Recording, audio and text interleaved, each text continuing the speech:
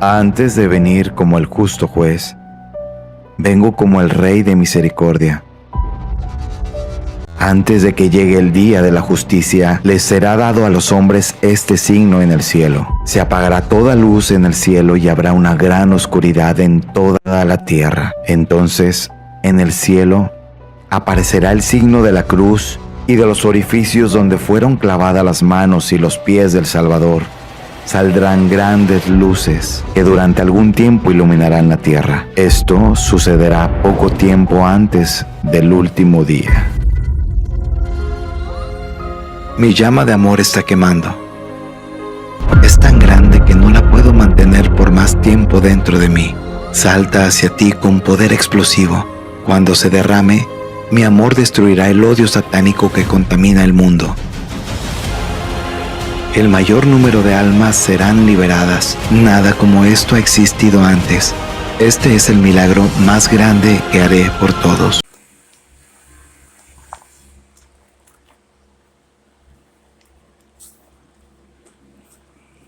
Aqui na Livro do Céu, volume 1, capítulo 10.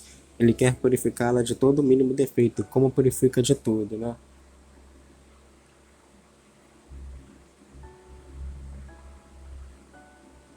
Esse era o parágrafo 85, né?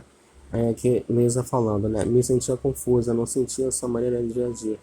Mas com o tempo eu entendi que ele usa desta maneira de agir quando quer dispor a alma para novas e mais pesadas cruzes.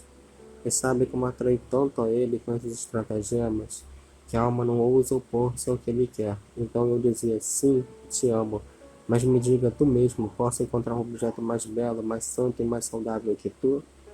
Também porque me pergunta se estou disposta a fazer o que se queres. Se há tanto tempo eu te entreguei a minha vontade, eu te pedi que não evitasse nem mesmo me despedaçar de tal maneira que eu pudesse agradá-lo. Eu me abandono em ti, ó esposo santo, obra livremente, faz de mim o que quiseres, dá-me a tua graça, pois por mim nada sou e nada posso, ele me dizia. Aqui no parágrafo 85, né, os testes e estratagemas espirituais de Jesus servem justamente para testar se a criatura humana, no caso Luísa, consegue acessar as luzes de Jesus, da palavra criativa, instalada pelo agir do Divino Espírito Santo de Deus na alma da pessoa, para assim conseguir passar na prova de amor. Ou seja, Jesus coloca a pessoa em um ambiente de provação, assim, né, como a Luísa está passando agora, né, ela está numa véspera de provação, né, como se fosse ela tá uma semana antes da prova, né, como se fosse do colégio, nesse sentido. Aí o que acontece? Esses estratagemas, que são os testes espirituais de Jesus, é justamente para colocar a pessoa, né, a alma mística, né, da pessoa que está num grau de elevada de mística, como Luísa aqui, numa situação de privação, né, privação material de Jesus e do Divino Espírito Santo, né, da graça. Aí acontece, a pessoa fica presa só em si mesmo, e o objetivo é justamente esse, que a pessoa acesse as luzes e as graças que é a própria alma da pessoa, né? Ela tem essa coisa mais introspectiva, né? Mais contemplativa dentro de si mesma. E assim ela acessa dentro da sua alma o Divino Espírito Santo, né? O próprio Jesus, tá dentro da alma da pessoa para conseguir passar nessa prova, né? Que é uma provação, né? De amor para com Deus. E assim, quando ela passa, ela está apta a novos ensinamentos. Só que com novos ensinamentos vai ter coisas cada vez mais difíceis de reparação, né? Esse também é outro lado desses testes, que são como se fosse assim, que são como se fosse oportunidade, né, de dar reparação a Deus, né? A oração de Luísa, ao fim deste parágrafo, parece ser autoconfiante demais, como São Pedro no Getsemane, eu acho, né? Então Luísa está muito autoconfiante, falando, que eu já deu a vontade, faz do que quiser, já estou aqui, coisa do tipo, né? Aí Jesus vem e quebra um pouco qual é o nome, qual é o nome daquilo? Como é que eu posso falar? Essa arrogância, né, essa petulância de Luísa, ao falar a seguinte frase aqui no parágrafo 86. Você está verdadeiramente disposta a tudo que eu quero? Ou seja, passar por todos os perrengues, né, das cruzes de reparação? Mas por que acontece isso? É um choque de realidade. Porque a gente não sabe, né, se Luísa está querendo passar por esse...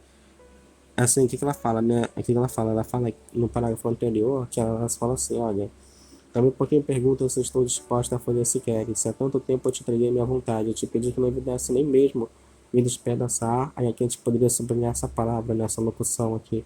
Me despedaçar de tal maneira que eu te pudesse agradá-lo. Aí ela continua, eu me abandono em ti, ó esposo santo, obra livremente e faz de mim o que quiseres, dá-me essa graça, porque de mim sou nada e nada posso. Ele me dizia. Então, a gente não tem a linguagem corporal de Lisa para saber se ela está autoconfiante em si mesma ou então se ela está com fatalismo, tipo, já estou nessa vida de mística mesmo, então, sabe, tem que passar por essa situação, então vamos passar. Simplesmente uma resignação, assim, de fatalismo, né? Tem que fazer, então vamos fazer. Então a gente vê, assim, dois tipos de abismo, assim, dois tipos, assim, na verdade, de opostos muito grandes. O primeiro é que a Luísa está muito entusiasmada e confiante em si mesma. A gente não sabe, por exemplo, pelo menos eu não sei interpretar se ela está muito confiante em si mesma ou se ela está tipo, tá, vamos fazer, né, tem que fazer.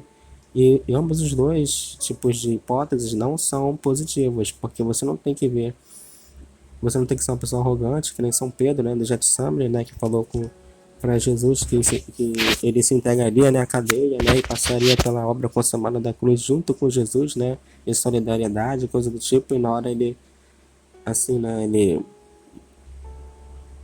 passou para aquela situação, né, do pátio lá de Caifás e tal, e em outra hipótese, outro cenário é que Luísa tá tipo, tá, vamos fazer, que é uma frieza muito grande, ela tá vendo essas coisas como se fosse, estaria, né, no caso, não posso afirmar que ela estava ou está, ela estaria, poderia, nessa hipótese, né, dentro desse cenário, dessa hipótese, ela estaria vendo essa situação apenas como se fosse, tem que fazer como se fosse um trabalho, e ambas essas situações de um calor, um fervor muito grande, mas artificial, porque vem da sua vontade humana, ou então um fatalismo, uma resignação muito grande, que também vem de uma depressão, tem que fazer, né, então vamos fazer.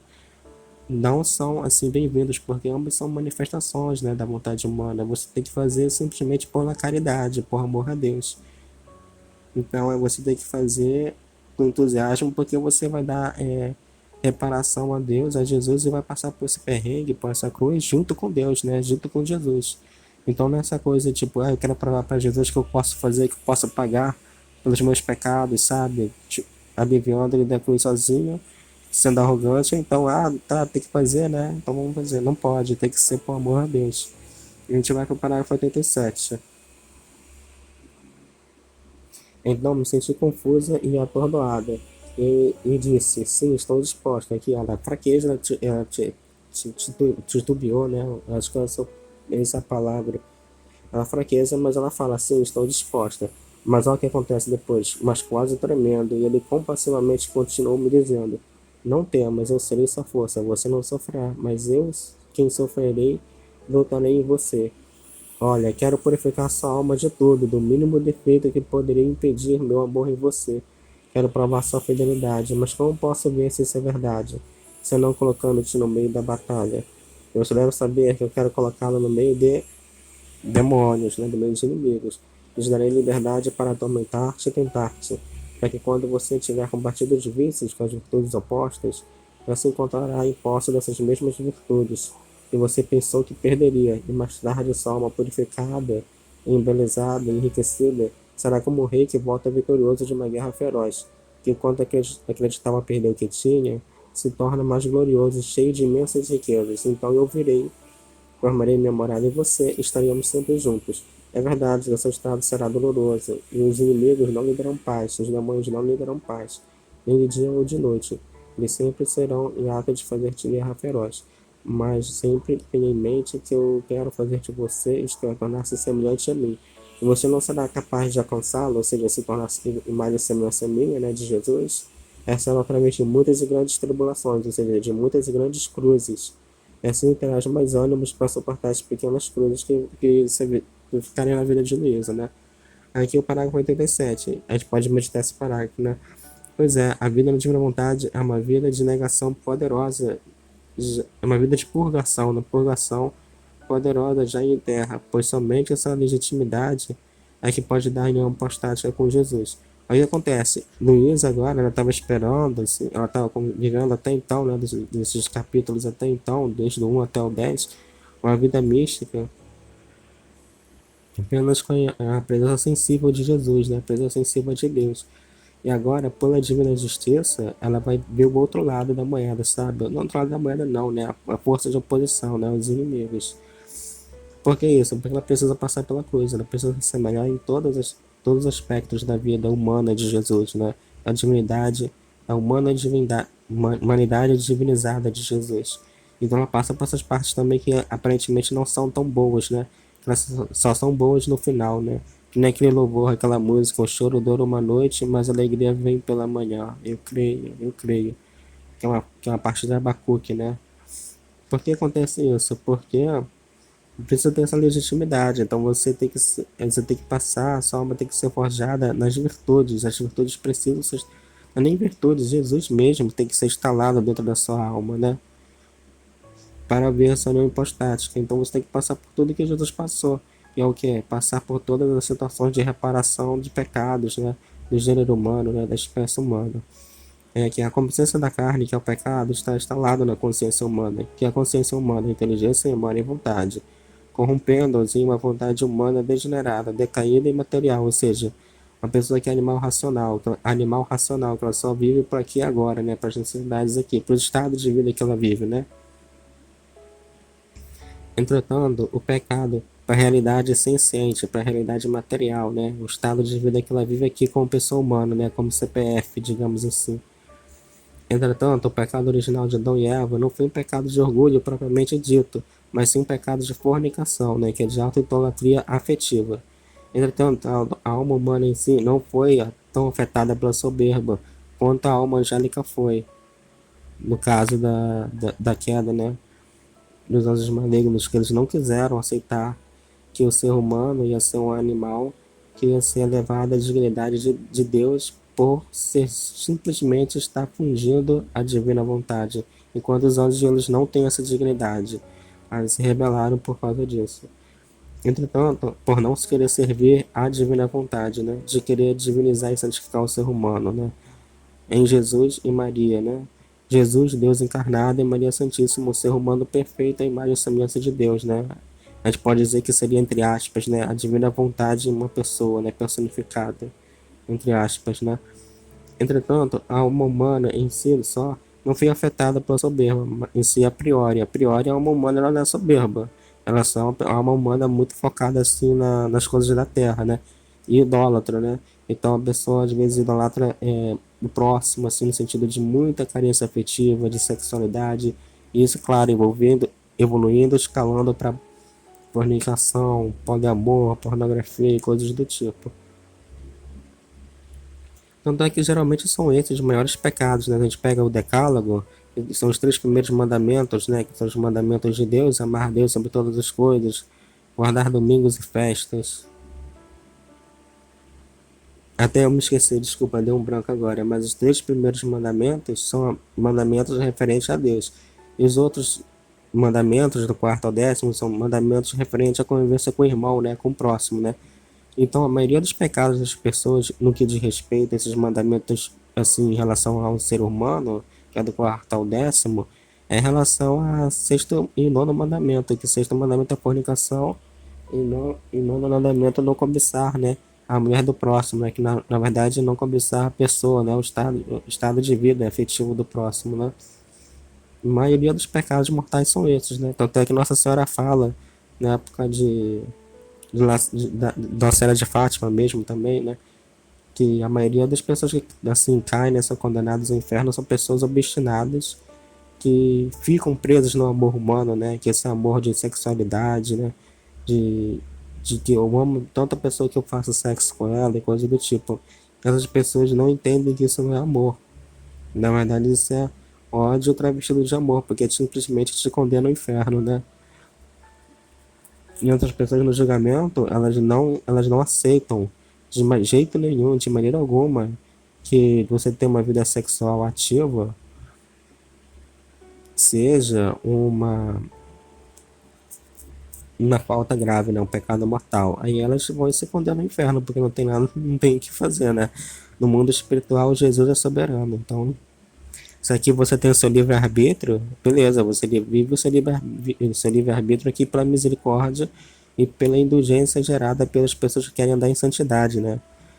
Seja na santidade humana ou na elite da santidade, né? Que é a santidade divina, né? Digamos assim, elite entre aspas, né? Porque quanto mais responsabilidade, mais serviço você tem que fazer. Claro, respeitando a sua limitação e a sua pequenez. Mas a partir do momento que você morre, que você, assim, sai do seu corpo, a sua alma, você vai para o mundo espiritual. E quem tem total domínio no mundo espiritual é Jesus. Então, fazer o quê, né? A pessoa que quer viver uma vida de luxúria, de pornografia, de baladinha, de coisa do tipo, vai aproveitar aqui, na outra vida vai descer. Não posso fazer nada, a gente não pode fazer nada, né?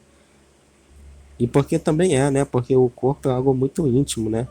Jesus só dá a legitimidade, a autorização, né? Uma concessão pública, entre aspas, para as pessoas contemplarem um corpo da outra, sexualmente falando, no sacramento do matrimônio, aberto à vida, né? Justamente para gerar vida. Fora isso, contemplar o corpo da outra pessoa é uma hipótese assim aviltante, né? A gente não tem esse conhecimento porque é nossa cultura, né? Essa cultura daquela música, né?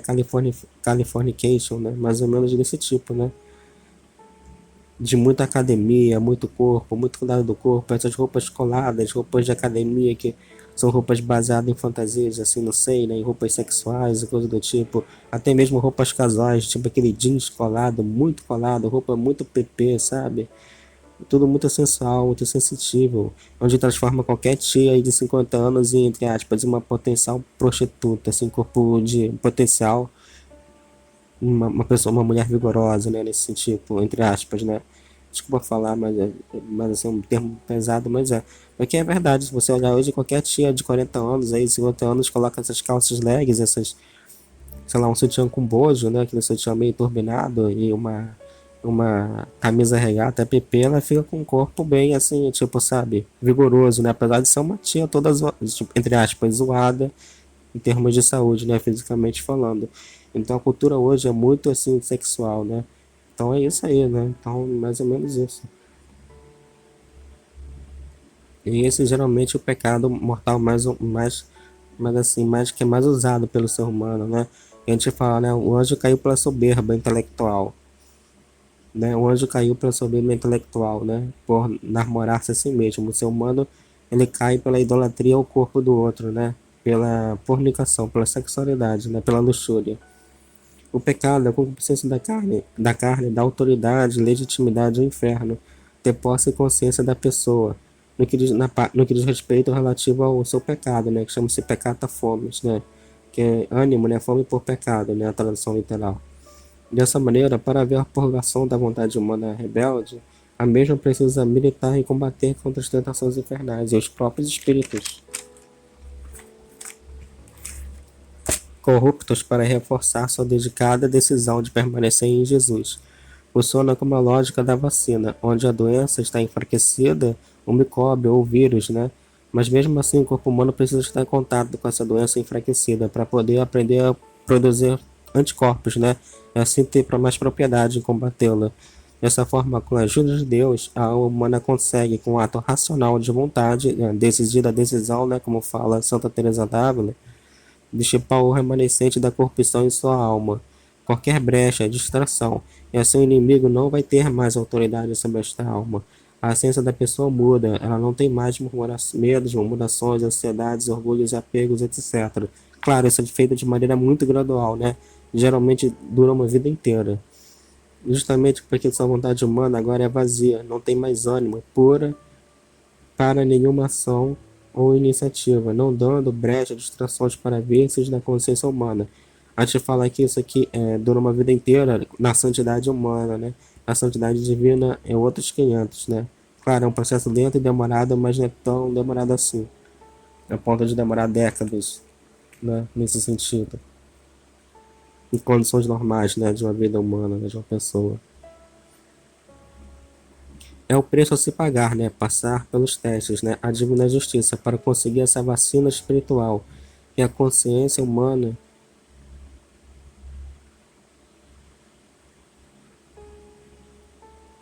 limite até quando Jesus quiser, para dar satisfação e reparação à divina justiça. para poder liberar mais graças e luzes. Ou seja, Jesus mesmo coloca o véu na pessoa, né? Isso para mostrar também que a pessoa não é um nada, ela é um nulo. A pessoa ela é um fantoche.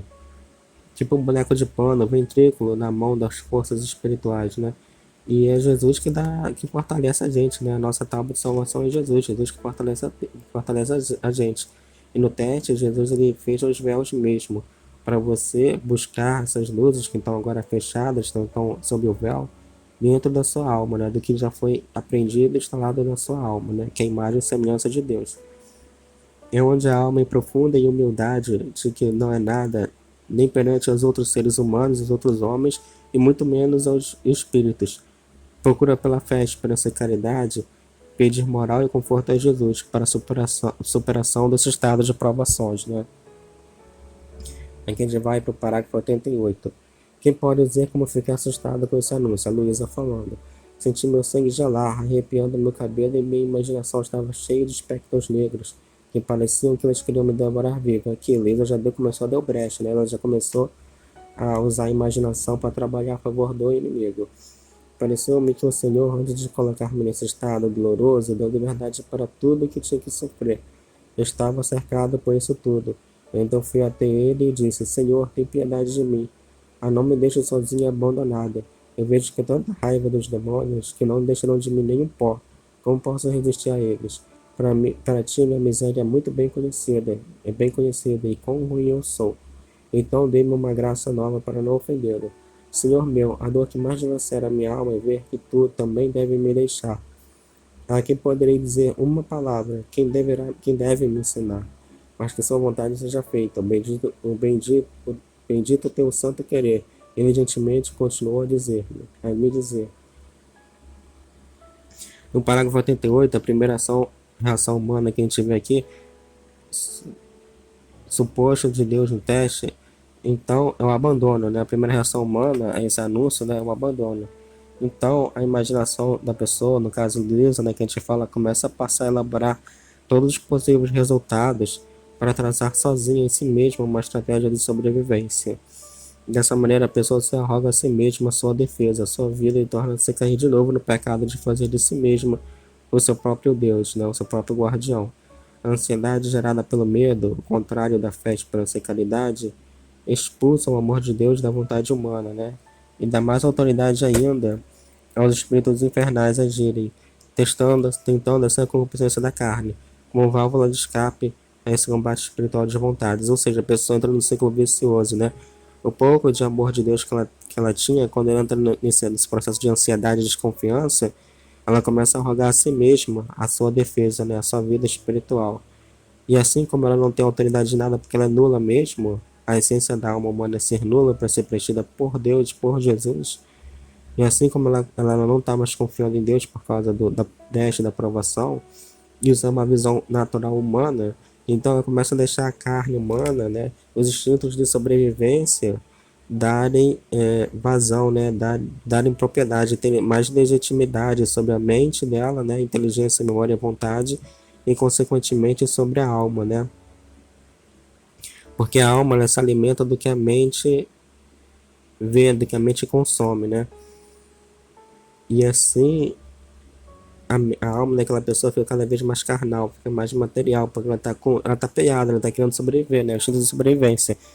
E assim, cada vez mais, quando mais humana, mais assim, mais material, mais carnal, mais animalística a mente e a alma da pessoa é, a gente fala animalística no sentido de instinto de sobrevivência, né? E também instinto de reprodução e outras coisas. Mais autoridade esses espíritos corruptos têm sobre a pessoa em si como um todo, sabe? E a pessoa entra num ciclo vicioso, né? A pessoa fica com medo, querendo combater essas infestações, essas tentações infernais sozinha. Aí perde a batalha, fica com mais medo ainda, e assim vai até acontecer uma possessão de verdade, né? Ou um suicídio. A gente pode ver uma manifestação dessa bem leve, bem tranquila, entre aspas, em superstições como o toque, né? Transtorno obsessivo compulsivo, onde a pessoa tem medo de que se ela deixar de fazer algum costume, algum ritual, algo muito ruim vai acontecer na vida dela, ou do próximo, ou de alguma coisa nesse sentido. A pessoa então é amedrontada, é aterrorizada, E se estiver debilitada e for soberba ou ignorante e não pedir ajuda para Jesus, em humilhação profunda, reconhecendo que a sua essência é má, essa pessoa então separa a si mesma, ou seja, ela se santifica, não é que ela se santifica para Deus, né? Porque a palavra santificar é separada, né? Então isso aqui mais ou menos eu quis falar aqui, quando a gente fica santificado, a gente está sendo separado para Deus. Aqui não, ela está servindo a si mesma, né? Escapando no pecado, dando mais autoridade ainda para esses espíritos aterrorizarem mais ainda a alma. Por exemplo, nesse exemplo que eu falei do toque, né? Por exemplo, tem uma pessoa jovem que ela tem muito toque. Esse toque é uma doença espiritual, tá? O pessoal fala que é doença psiquiátrica, psicótica ou psicológica, não. Também é, porque tem manifestações da mente. Mas a verdade mesmo é que é uma manifestação bem leve, entre aspas, dessas espíritos malignos, né? É uma obsessão infernal, né? Então, essa pessoa ela fica cansada de trabalhar combatendo o inimigo por si só. Aí o que acontece? Ela vai e relaxa no pecado, por exemplo, assistindo, sei lá, pornografia na internet, Instagram, Facebook, TikTok, Kawaii ou até mesmo sites especializados nesse tipo. Aí a pessoa vai curtir pecando. Aí ela dá mais autoridade para esse toque crescer mais ainda e aí fica nesse ciclo vicioso, sabe? Até esses espíritos corrompidos induzirem ela a entrar numa depressão profunda, se suicidar, ou então acontecer realmente uma possessão maligna aí. Ou então ela vai numa falsa religião como espiritismo, as religiões que invocam entidades aí realmente ela se ajuda, entre aspas, ela não se ajuda, ela se prejudica, ajuda esses espíritos a serem cada vez. Ela pede para ser possuída, digamos assim, né? Mas ainda alma. É um ciclo vicioso, por isso é de suma importância a renúncia a qualquer sentimento de autossuficiência e tomar consciência de que somos crianças espirituais. Aqui a gente pode citar Mateus, né, Evangelho de São Mateus 19 a 14, Marcos 10 a 11. 10 a 11, onde Jesus fala que o reino do céu é daqueles que são como criancinhas, né? Nos abandonamos com total confiança e entusiasmos infantis mesmo, né, de criança, né, a Jesus e Maria Santíssima, como nossas mães verdadeiras e eternas. Ou seja, apesar de ser, por exemplo, ter um maluco que tem 30, 40 anos, 20 e poucos anos, espiritualmente essa pessoa vai ser sempre uma criança, porque ela foi projetada para ser sempre assim, uma criança de Jesus e de Nossa Senhora também. Parágrafo 89. Não te acuses tanto, agora é Jesus falando para ela. Você deve saber que eu nunca vou permitir que você seja tentado além das suas forças. E se eu permito isso, é para seu bem. E eu nunca coloco almas em batalhas para fazê-las perder. Primeiro meço sua força, dou-lhes minha graça e depois as introduzo. E se alguma alma se precipita, porque não fica unida a mim em oração. Olha o que a gente falou, né? Que a pessoa não fica pedindo, né? Não fica pedindo, implorando para Deus, né? Para Jesus vir e dar as luzes, né? Guiar nessa situação aí de necessidade. Não sentindo mais a sensibilidade do meu amor, vou implorando o amor das criaturas, ou seja, a pessoa pede a ajuda das outras pessoas, né? Enquanto somente eu posso satisfazer o coração humano. Eles não se deixam guiar pelo caminho seguro da obediência, acreditando mais no julgamento próprio em quem as guia em meu lugar. Então, que maravilha que se precipitam. Então, o que eu te recomendo é a oração. Embora você deva sofrer penas de morte, jamais deves negligenciar o que costuma fazer. E mais, quanto mais você se veja no precipício, tanto mais invocará a ajuda de quem pode libertar-te. Além disso, quero que você coloque cegamente nas mãos do confessor, sem examinar o que lhe é dito. Você está cercado pela escuridão e você será como alguém que não tem olhos e não precisa de uma mão para guiá-lo. Hoje para ti será a voz do confessor, né? Do padre confessor, né? O diretor espiritual dela. E como luz iluminará as trevas, a mão será a obediência, que será guia e suporte para te levar a um porto seguro. A última coisa que eu te recomendo é o valor. Quero que você corajosamente entre na batalha. A única coisa que faz mais temer o exército inimigo é ver a coragem, a força, a maneira como desafiam as batalhas mais perigosas, sem temer nada. Assim são os inimigos, os demônios, eles não temem nada além de uma alma corajosa, toda apoiada em mim, que como um espírito forte vai no meio deles deles não ser ferida, mas com a resolução de machucá-los e exterminá-los. Os demônios ficam assustados, apavorados e gostariam de fugir, mas não podem, porque, vinculados à minha vontade, estão obrigados a permanecer para seu maior tormento. Assim, não tema eles, que nada podem fazê-los sem me querer. E também, quando eu vir que você não pode resistir mais e está prestes a desfalecer, se for fiel em mim, imediatamente virei e colocarei todos em fuga. Eu darei graça e fortaleza. Anime-se, anime-se. Aqui no parágrafo 89, além dos descritos na meditação do parágrafo anterior, 88, também a participação de Jesus agindo no próximo, no irmão, no caso do padre confessor, né, do diretor espiritual dela. Sempre Jesus institui autoridades humanas como vínculos do seu santo querer divino, como guardião de consciências humanas, né, anjos da guarda terrestres. Um outro aspecto é o valor e a coragem. É lícito odiar e guerrear contra os espíritos corruptos, quando se alicerça a pessoa apenas a Jesus e Maria Santíssima. A caridade aliada, subsidiada pelo instinto de sobrevivência, é como se a carne, a consciência e a alma da pessoa fizessem um tratado de ajuda mútua para colaborarem entre si no esforço de guerra contra essa situação, né, de provação. Aí o que acontece?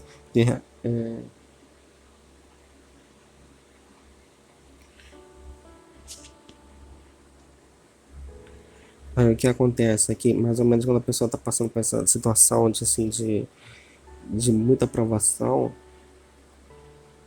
a carne dela, junto com a alma e com a consciência, elas trabalham juntas para superar essa situação, como se fosse um esforço de guerra.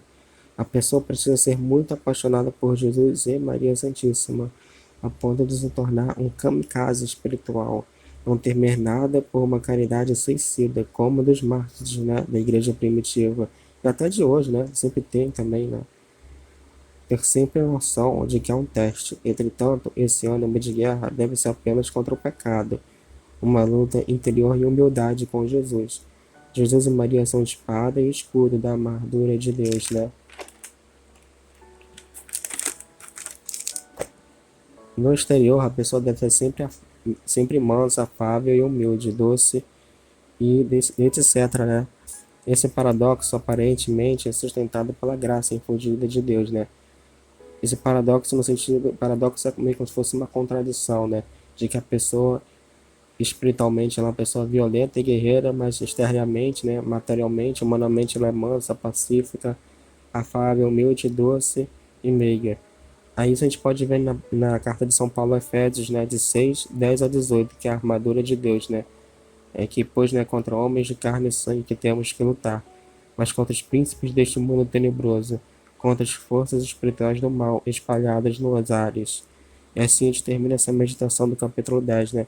Espero poder ter ajudado, né, agregado algum valor a quem for ouvir, né, e também a mim mesmo, né? Em nome do Pai, do Filho e do Divino Espírito Santo. Jesus, eu confio em vós. Amém. Fiat.